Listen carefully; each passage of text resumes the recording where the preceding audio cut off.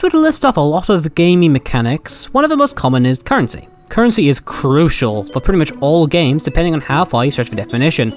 And for good reason. Currencies are a crucial reward to keep players engaged, offering choice, and the benefits to good game design have been documented since the beginning. Most PvP mods have currency and use the classic dual currency system in coins and gems. Coins are currency you get a lot in game and tend to be used most often, whether for gameplay benefits such as buying new plants, a mechanic like tiering, or so on. Gems tend to be used for costumes or being used in a few cases for more significant upgrades. A place for plants like Imitator and Power Lily come to mind. There is of course the final currency, mints. Most mods don't use mints, but those that do tend to do so to weird effect. The most important aspect of a currency are the sources and sinks. Sources are how you get it, and sinks are how you spend it. Vanilla uses them for power mints and unlocks them from an entire game mode and arena. And I use mint plants, which both have leveling, can be bought directly when available, and have a decent variety and power behind them. Most mods don't have this as an option, so instead have to get a little creative, and this can sometimes result in less than ideal situations. Eclise Alpha 2 added mints as a currency, and Alpha 3 finalized mints to my knowledge.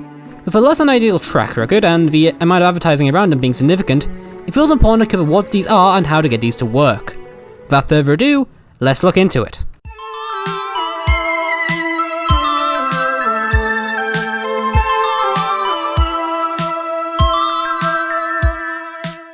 Mints have a few sources, the first being quests, planned quests, and other minigame quests that now offer mints as opposed to coins they used to. It's about 25 mints per full planned quest, with 4 to 6 for minigames that are offered up, with the easy and normal versions both needing to be beaten. Minigames tend to give under 25, so like Invisible give 24 levels, for instance. The second are Yetis. Yetis are available from the last levels of each adventure extra. This means night/day versions and 1 day. They also appear in Endless and Survival. The best way to find them, to my knowledge, is the new Endless Zone added, where Yeti rates are boosted. Though that Endless Zone is really difficult, and I wouldn't be surprised that many people just couldn't access it as an option. It is by far the best way to get mints to my knowledge, so if you want them, go there. Yetis are worth 20 mints each, though the Yeti quests give mints in bursts, and have a max of 30 Yeti quests which goes with 1. This is a city update though, so it's not too significant. The final way are Warp Parties. These are questionable levels, but often reused levels from elsewhere. Few levels currently in there are made for it, at least at the time of writing, and majority come from rejected Eclise custom levels and reused GT levels. The latter includes zombie leveling that, to my knowledge, isn't seen anywhere else. On average, they tend to give about 20 mints, according to a friend's experience. And that's it. You cannot gain mints passively. You always have to go out of your way to get them. And most of the ways are temporary, better being an endless, which, if you haven't played, is pretty difficult and very challenging to make an actual source. So, what are the ways to spend it? There are only 2 ways to spend mints in Eclise Alpha, currently. One of them is to gamble, on it later, and the other is to buy S-plants. This may seem useful, but in practice it is just being able to skip certain levels to a certain point. It's not necessarily an awful idea, sure, but it clearly isn't a good usage for most people. The other thing converts them into a random amount of coins, at a 49 mint cost. There is also a 4% chance to get a mini plant seed packet, so you can upgrade or unlock 1 mint plant, or mini plant. On average, it'll take 1,225 mints to get 1 mini plant as a result, though due to probability it could take a lot longer to get or a lot shorter. A good currency needs a good amount of sources and a good amount of sinks. Mints, as a result, clearly don't. They only have 1 true sink on coins, as S-plants are temporary and available elsewhere. And as a result, the players will be looking for these, they only have 1 true way to spend, that of which being mostly coins. Probability is complicated, and something I don't know nor really have the time to try to wrap my head around. As a result, I will say that testing with an account with a cheated amount of mints for an experiment, I got about 6.3% chance for a mini plant. Though even with this amount, I didn't get half a seed pack as I need to in order to max out even 1 of these plants. For context, this amount is actually the amount maxing out a Yeti quest would give, so 465 Yetis worth of mints. This is ludicrous.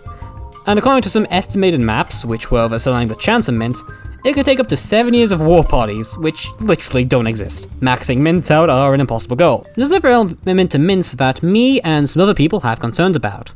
Ethical concerns.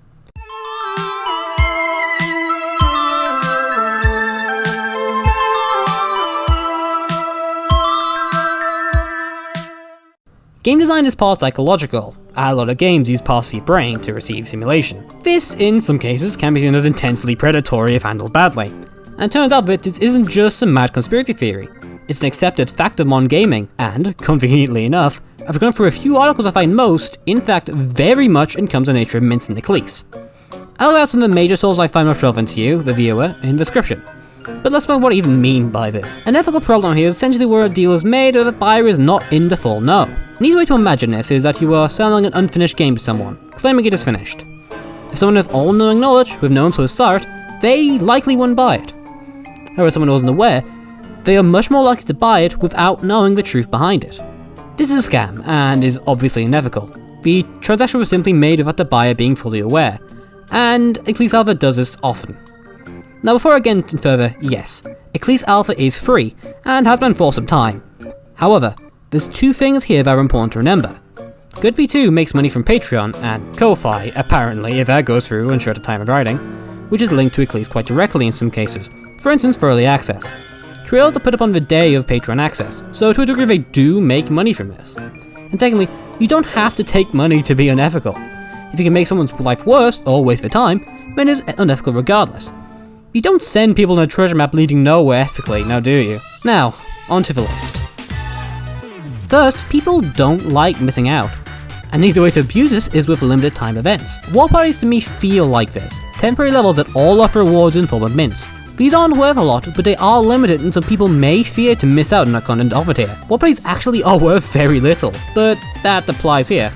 People actually fear losing out so much they lose focus on reward according to psychology, and as a result, having a low reward doesn't really change the fact here of what it's actually doing. There are random rewards too. The main benefit to mints is a randomized amount of coins and a small, very small, chance to get a mini plan. This tends to lead into gambling related issues.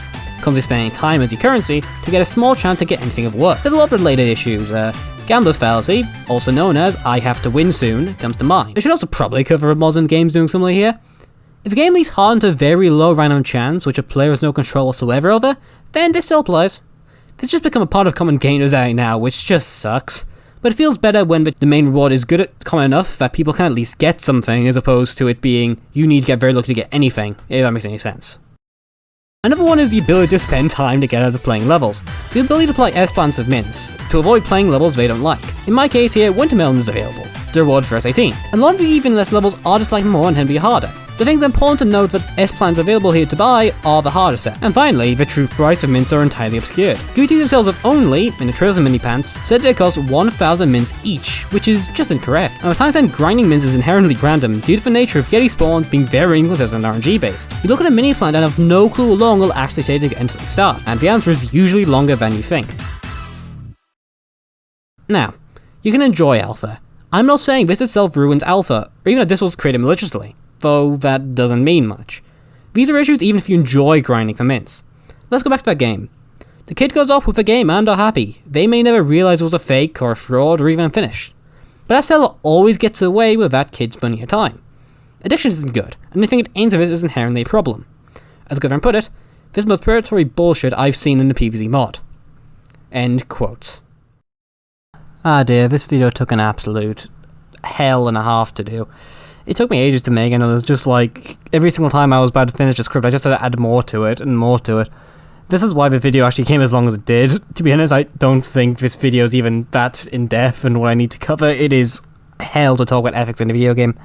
Anyways, thank you for all the support in the last video. It was significant and helped shape this video to be as good as it was, as far as I'm concerned. Because of that video, I failed much more confident in my ability to actually make a difference, as people really viewed that one. I think it's gone like 3k now. And I think even because of it, I'm almost gone like 500 subs, so you can consider it's like a 500 sub special, I guess, if you're desperate. Updating the cannonball situation, in case people are curious, there's no way they are being removed from Eclise to my knowledge, so, well, I'm gonna be covering that in my next video, I think. Just trying to, like, explain properly, because I feel like my other video I did an absolutely awful job of actually trying to explain it. So I'm just gonna do it this way, I think. It just seems to make more sense. At any rate, like and subscribe. It always helps. Comment if you think I'm an idiot and want to correct me on anything. I'm totally willing to if you just don't agree with this video, and I'll try to help explain my points a bit more. Or maybe just, like, take your criticism for next time I make a video. Who knows? Have a good one.